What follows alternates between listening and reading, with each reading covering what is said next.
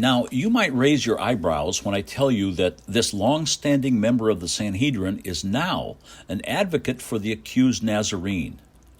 But I have never given up my commitment to every small detail of God's law.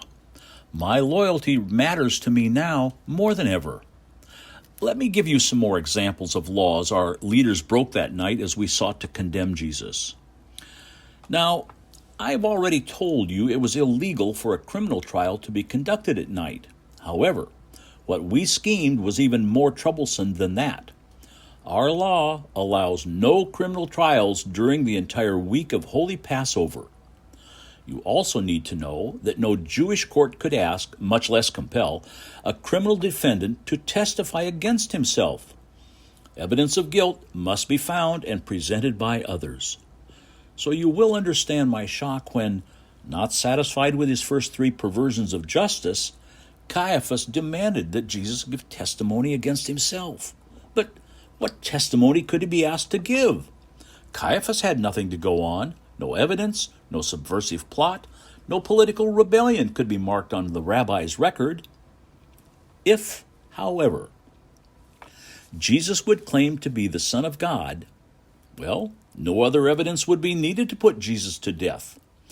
You see, under Jewish law, such a claim would be blasphemy, and that demanded capital punishment. If Jesus was not the divine Messiah he claimed to be, in our Jewish mindset, his fate should be the same as a common murderer. Not content to simply make Jesus testify against himself, Caiaphas went further and demanded that he do so under oath. "Do you swear by God's name to tell the whole truth? Tell us before God if you are the Son of God." Well, we all gasped at hearing his questions. We knew full well the life and death implications of an answer like this. As we waited, the room became quiet enough to hear the rustle of a robe or the slight scuff of a sandal on the ground. I stared at Jesus, longing for him to say the sensible thing. He could so easily refuse to respond to this illegal question. However, what seemed reasonable to me or to anyone else under the circumstances, it made no sense for Jesus. He did not come to save his life, but to give it for others. Though his whole future rested upon his answer, Jesus did not shrink in fear or stand up for his rights. Rather, he spoke with an unlikely majesty. "You are the one who says so. Yes, I declare that I am." Caiaphas now had all he needed. Jesus wasn't through yet.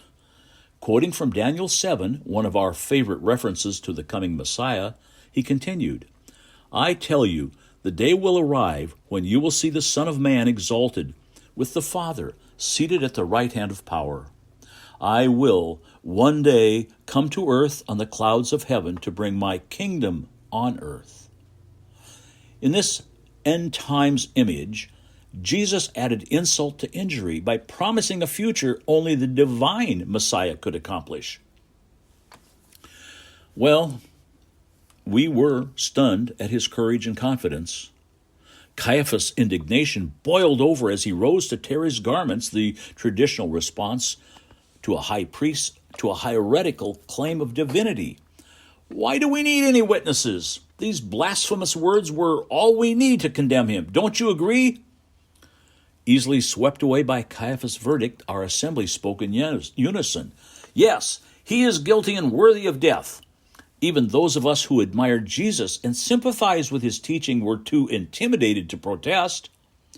Caught up in the moment's passion, we all forgot about the law requiring a night to sleep on a guilty verdict. Yet another mishandling of justice. Caiaphas would claim that our masquerade of justice would protect our people from harm. Little did we know that his death sentence was no accident, but it was actually a part of God's plan. We declared Jesus guilty, but it was we who were guilty, and it was for our guilt he chose to die.